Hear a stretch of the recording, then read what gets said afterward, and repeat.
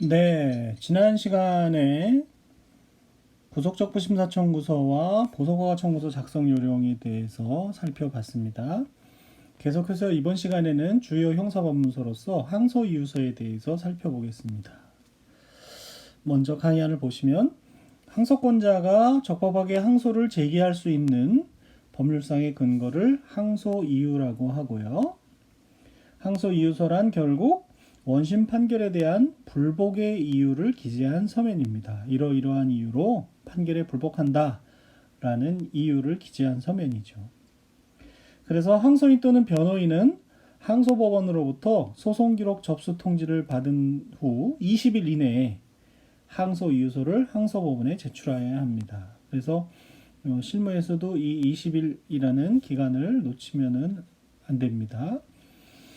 항소인이나 변호인이 위 기간 내에 항소이유서를 제출하지 않은 때에는 결정으로 항소 기각이 됩니다. 항소 기각 결정을 받게 되는 거죠. 다만 예외적으로 직권조사 사유가 있거나 항소장에 이미 항소이유의 기재가 있는 때에는 별도의 항소이유서를 제출하지 않았다 하더라도 예외이지만 그렇지 않다면 항소이유서 미제출을 이유로 항소 기각 결정을 받게 됩니다. 이 이야기는 단서 조항의 이야기는 판결에 영향을 미친 사유에 관해서는 항소이유서에 포함되지 아니한 경우에도 직권으로 심판할 수 있다는 그런 의미가 되는 것이고요. 그렇지 않 직권으로 심판할 사유가 없다 그러면 항소이유서 미제출 이유로 그 자체로 항소 기각 결정을 받게 된다는 점을 유의하셔야 됩니다. 그러면 실무상 항소이유서는 어떻게 작성이 되느냐? 항소이유서는 기존의 물론 변론유지서의 한 변형이라고 볼 수 있는데 원심 판결에 다음과 같은 잘못이 있다라는 취지로 기재하게 되기 때문에 원심 판결에 사실오인의 잘못이 있다. 원심 판결에 법리 오해의 잘못이 있다. 원심 판결의 정상 양형이 부당하다. 이런 항목으로 구성되는 것이 보통입니다. 그래서 항소이유서 작성 요령의 예를 보면 항소이유서에서 사건 이제는 항소심이니까 번호가 달라지죠. 피고인 적고 다음과 같이 항소이유를 개진합니다. 항소이유서를 제출합니다. 뭐 이런 식으로 작성하면 되겠죠.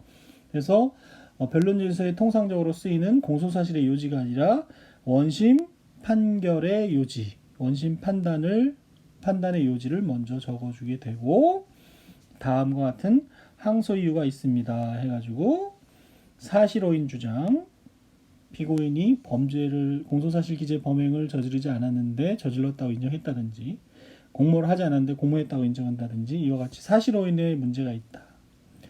또는 법리오해의 문제가 있다. 법리오해 주장을 하게 됩니다. 형사 관련 법리를 잘못 적용했다든지 여러 가지 법률 문제가 있을 수 있겠지요. 그리고 세 번째로 양형부당 주장을 하게 되고 결론에 이르게 됩니다. 이 부분도 역시 결국은 문제가 된 판결에서 사실오인 문제가 있는지 법리오해 문제가 있는지 양형부당 문제가 있는지에 따라서 각각 결정될 수밖에 없기 때문에 일률적으로 이야기하기는 어렵겠습니다.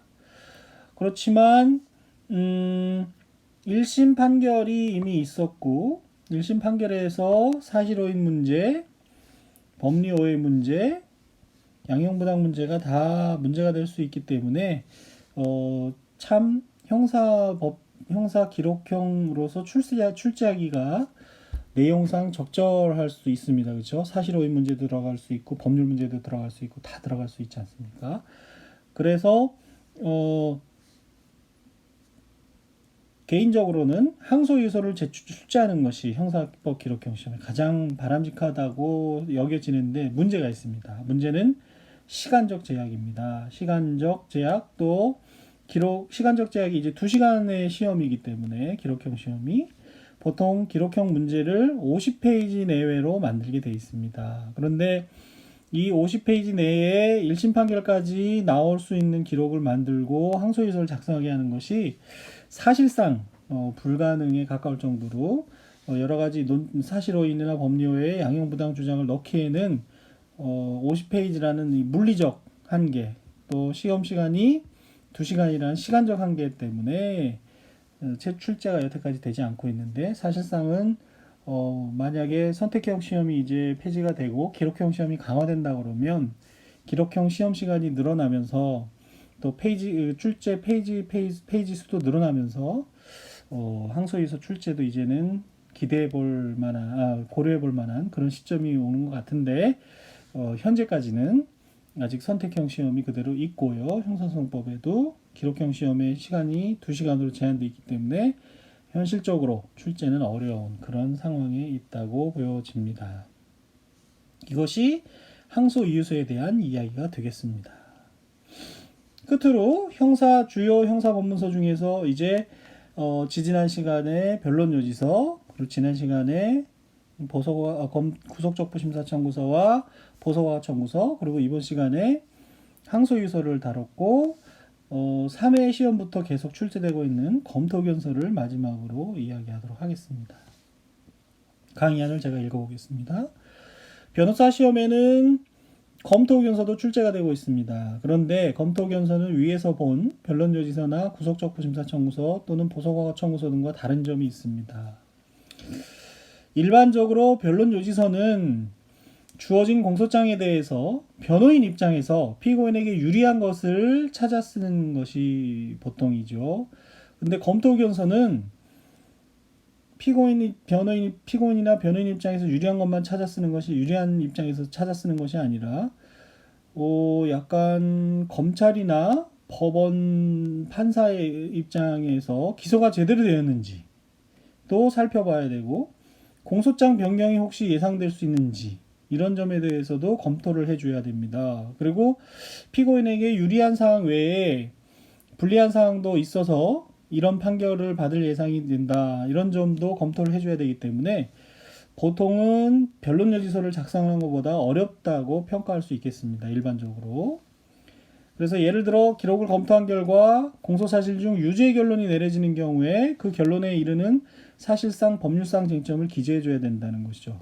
만약에 변론요지서 같으면 검토 결과 유죄가 인정된다면 가타부타 말을 하지 않고 유죄인 점을 인정하면서 정상 변론을 하면 그만인데 검토견서에서는 왜 그런 결론에 이르게 되는지 사실상 법률상 쟁점을 검토해 줘야 된다는 것이죠. 그래서 이것이 변호사 시험에 과연 적절한지 이거 검찰 시험이나 로클럭 시험에서는 테스트할 수 있는 부분이지만 이것을 이렇게 테스트하는 것이 옳은지에 대해서 제가 첫 시간부터 의문을 제기했던 부분인 것이죠. 또한 예를 들어서 325조 전담무죄 사유, 그러니까 범죄가 죄가 되지 아니하는 경우 하고 형식재판 사유가 경합하는 경우에 특별한 사정이 없는 한 변론요지서에서는 형식재판 우선의 원칙상 형식재판 선고해달라 이렇게 변론요지를 작성하면 되는데 검토견서에서는 325조 전담무죄 사유도 된다. 형식재판 사유도 된다.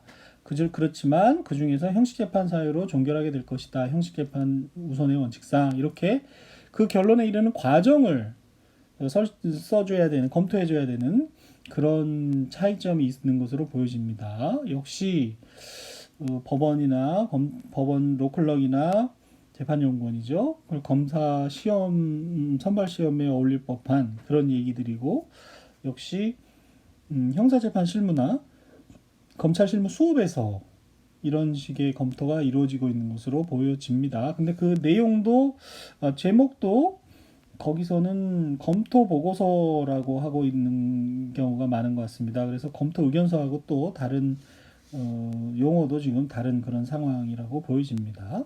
그런 여러 가지 이유들을 포함해서 변호사 시험에서 검토 의견서를 출제하는 것이 바람직한지에 대해서는 제가 강한 의문을 가지고 있습니다. 강한 의문이라고 여기 썼지만 사실상 반대 의견을 갖고 있는 거죠.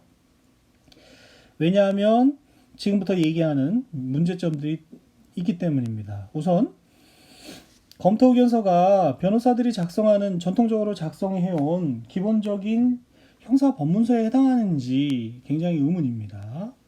그래서 기존에 시험에 제시된 문례를 보면 8회 시험에는 그래서 이런 문례를 저희가 뺐는데 7회 시험까지도 보면 법무법인의 담당 변호사가 대표 변호사에게 보고할 검토 의견서를 작성하라 이렇게 되어 있습니다. 그래서 유죄가 내려지는 유죄로 검토되는 경우에도 이러이러한 쟁점들이 있지만 유죄로 결론이 날 것 같습니다. 이런 식으로 작성해야 된다는 얘기죠. 대표 변호사에게. 그렇게 상정을 하고 있는 것 같은데 그런 검토 의견서를 작성하는 법인이 실제로 우리나라에 얼마나 있는지 알 수가 없습니다. 얼마나 되는지. 그리고 법학전문대학원 1년 입학생 또 졸업생 중에 이제 1,500명, 2,000명 사이가 되지 않겠습니까?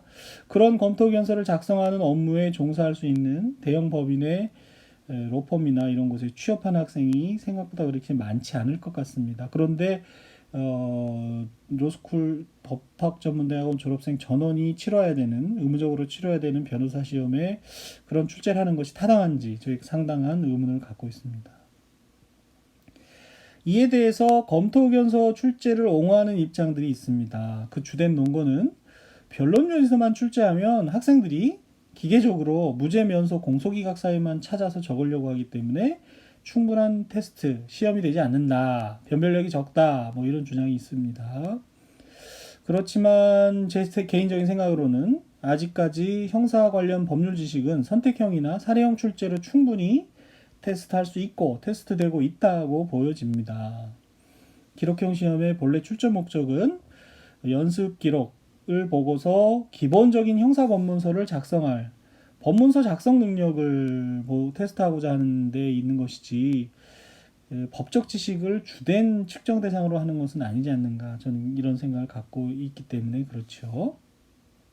그러면서 변론요의서만 출제하지는 않고 검토견서가 같이 출제되거나 또는 경우에 따라서는 변론요의서를 출제하지 않고 검토견서만 출제 2개를 그것도 하나가 아니라 2개를 출제하는 경우가 있는데요. 그렇게 되면서 시험 시간이 더 부족하게 됐습니다. 그리고 논점이 과다하기 때문에 법문서 작성 능력을 테스트하는 것이 아니라 답만 정답만 맞추고 넘어가는 그런 폐단이 생기게 되었습니다.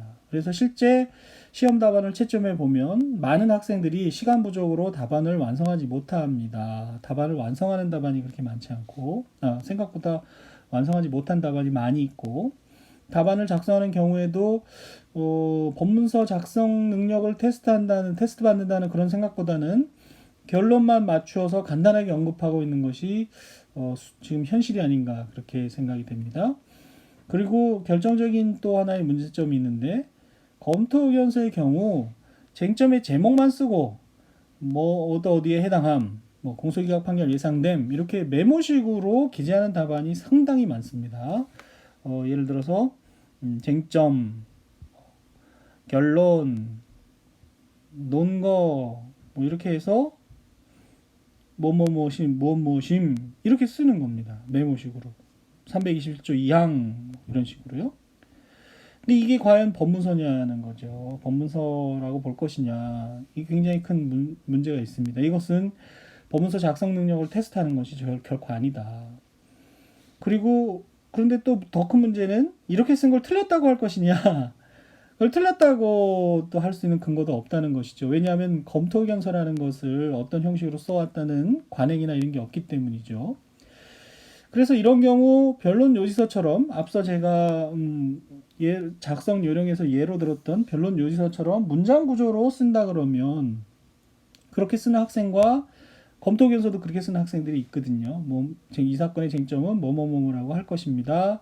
결론은 뭐뭐뭐를 선고해 주시기 바랍니다. 뭐뭐뭐가 예상됩니다. 이렇게 쓰는 학생과 그냥 무죄 판결 선고 예상 이렇게 쓰는 학생의 사이에 시간이 얼만큼 드느냐에 따라서 형평상 문제가 발생을 하고 아까 말씀드린 것처럼 변론요지서와 달리 검토견서는 어떤 문체와 어떤 형식으로 작성돼야 한다는 법조의 관행이랄까 하는 것이 제가 보기에는 형성이 되어 있지 않기 때문에 이렇게 메모식으로 쓰는 학생이 잘못되었다고 판단할 근거도 없다는 것입니다. 그러다 보니 오히려 이제는 본말이 전도가 돼서 변론요지서까지 메모식으로 작성해버리는 학생이 많이 등장을 하고 있습니다. 수험 답안에서. 그렇기 때문에 이거야말로 정말 말씀드린 대로 본말이 전도된 것이고 기본적인 법문서 작성 능력을 테스트하겠다는 기록형 시험의 취지에는 전혀 맞지 않게 되는 결과를 초래합니다. 또 내용적인 측면에서 어느 범위까지 검토 의견서에 기재해 주어야 하는지도 분명하지가 않습니다. 변론 요지서의 경우 기본적으로 피고인에게 유리한 사항이 아니라면 변호인이 드러내놓고 주장할 필요가 없지요. 그러나 검토 의견서의 경우에는 당사자주의뿐만 아니라 직권주의가 가미되어 있는 현 소송구조 아래에서 피고인이나 변호인의 주장이 없는 사항에 대해서 도대체 검토 의견서의 어느 범위까지 검토해 줘야 하는지가 명백하지가 않고 오로지 그것이 출제자의 의도에 의해서 좌우돼 버리는 불합리한 결과가 야기됩니다. 그래서 채점 기준에 있느냐 없느냐에 따라서 검토 범위가 그냥 결정돼 버리는, 대부분의 경우에는 뭐 학생들이 그 논점을 찾아낼 수 있다고 생각이 들지만 그럼에도 불구하고 도대체 어느 범위에서 검토해 줘야 되는지가 명백하지 않은 아주 심각한 문제가 있습니다. 네, 결론적으로 법학전문대학원 제도 도입과 더불어 변호사 시험에 기록형 시험이 도입되었지만 기록형 시험에 검사 선발 시험이나 재판연구원 선발 시험에 출제될 법한 검토 의견서가 출제됨으로써 그 시험의 성격이 상당히 변질된 것이 아니냐, 저는 이렇게 보고 있습니다. 그래서 기록형 시험의 존재 근거를 허물어뜨리면서 일부 실제 이럴 바에는 뭐하러 기록형 시험을 보느냐, 사례형 시험이나 다 있는데, 이런 의견을 불러오기도 하고 폐지 의견이 설득력을 얻게 되는 계기가 되는 것이 아닌가, 이렇게 염려가 됩니다. 따라서 기록형 시험을 존치시킨다면 기왕에 만들어 놓은 제도로서 검토 의견서를 작성하라고 출제하는 것은 지양하는 것이 좋지 않겠는가, 제 개인적으로 그렇게 생각이 됩니다. 그런데 현실적으로는 지금 3회부터 검토 의견서가 출제되기 시작해서 해마다 검토 의견서가 처음에는 그것도 3회에서는 25점이 배점이 되었었다가 점점점 50점, 60점 이렇게 가더니 한 해 어떤 해에는 전부 다 검토 의견서를 출제해버리는 그런 경우도 있었는데요. 제가 보기에는 그렇게 바람직한 것 같지 않다. 다만 시험을 봐야 되는 여러분의 입장에서는 검토 의견서 출제를 예상을 하고 자꾸 기출문제를 이제 풀어보면서 검토 의견서가 출제되리라는 것을 예상을 해야 되고, 그런 경우 이렇게 답변을 작성하겠다라는 연습이 필요한 것은 현실적으로 부정하기는 어려울 것 같습니다. 네.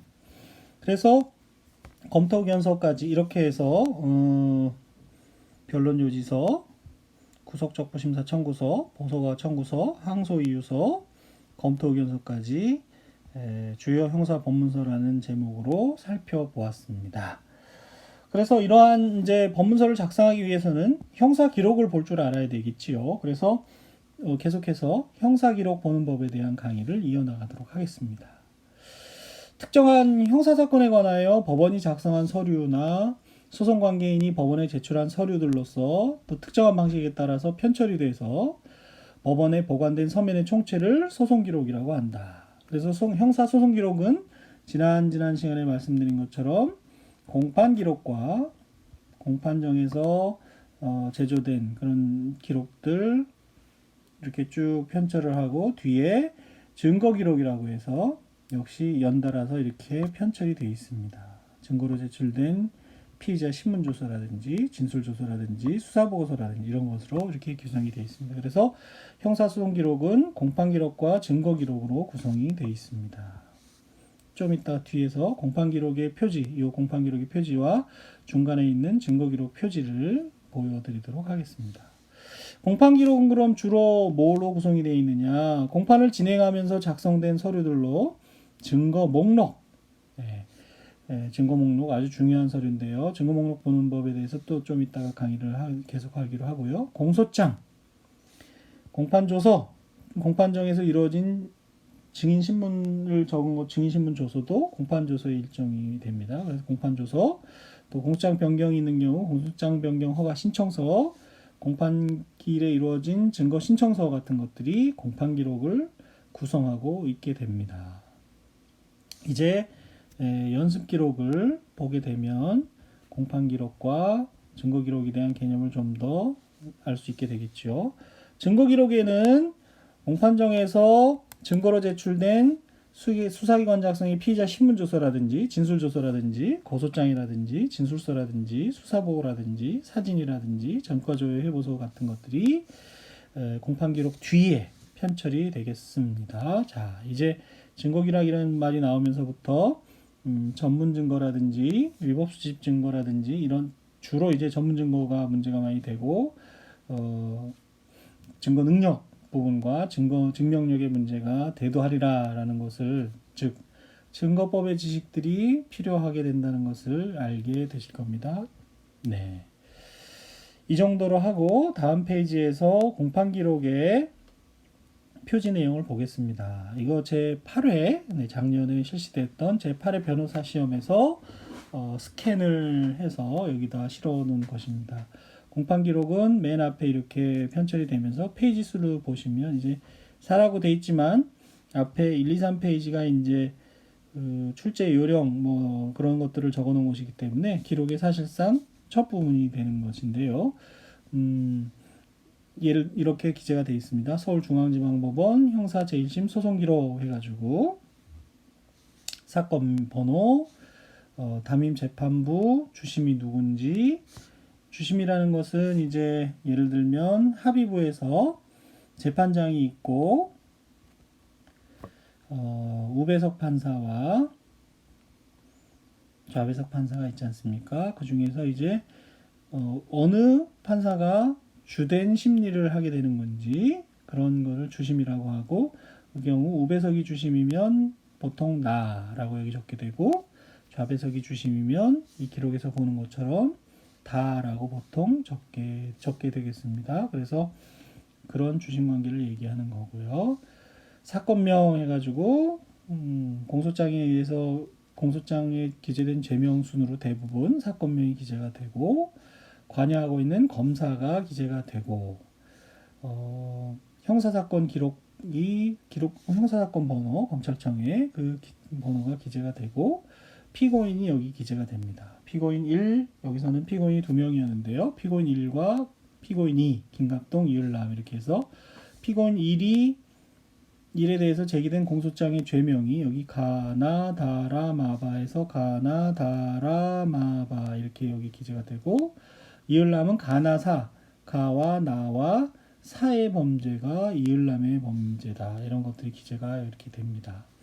그리고 피고인의 신병 여부에 대해서 구속이 되어 있는지 불구속이 되어 있는지, 구속 같으면 이렇게 보통 빨간 스탬프로 구속 이렇게 피고인 번호 앞에 기재가 되는데 이 사건에서는 피고인 1, 2가 다 구속이 됐네요.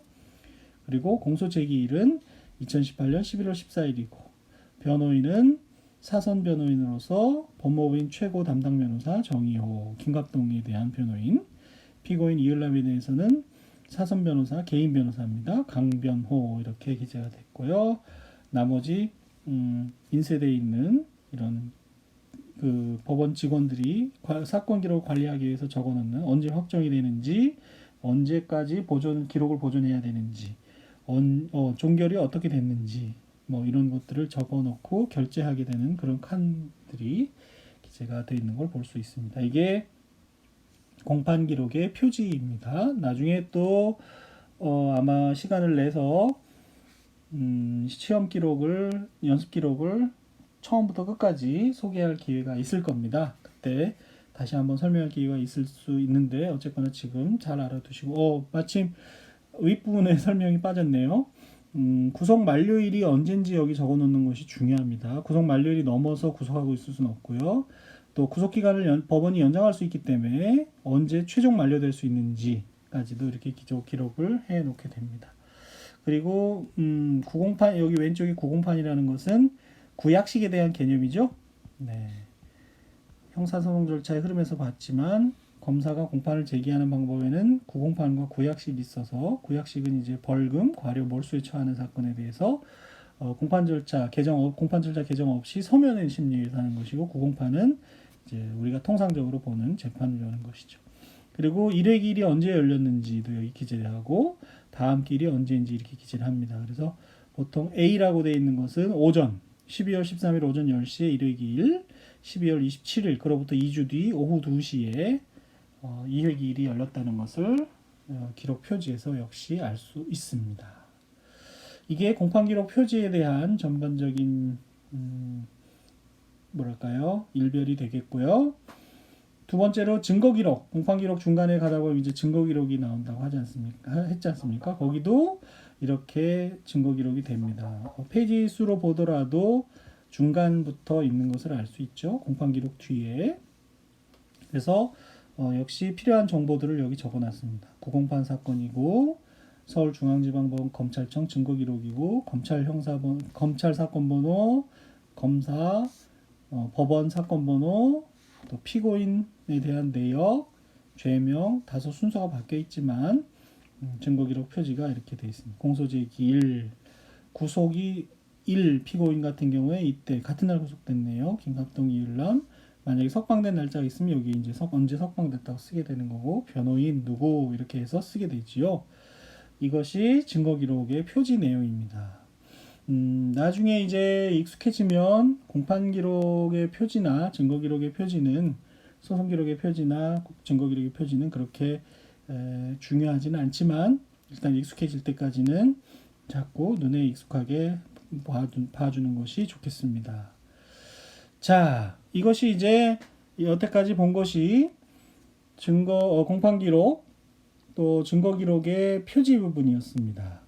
일단 이번 시간은 시간이 되었기 때문에 여기까지 강의하고 다음 시간에 형사기록 보는 법에 계속해서 증거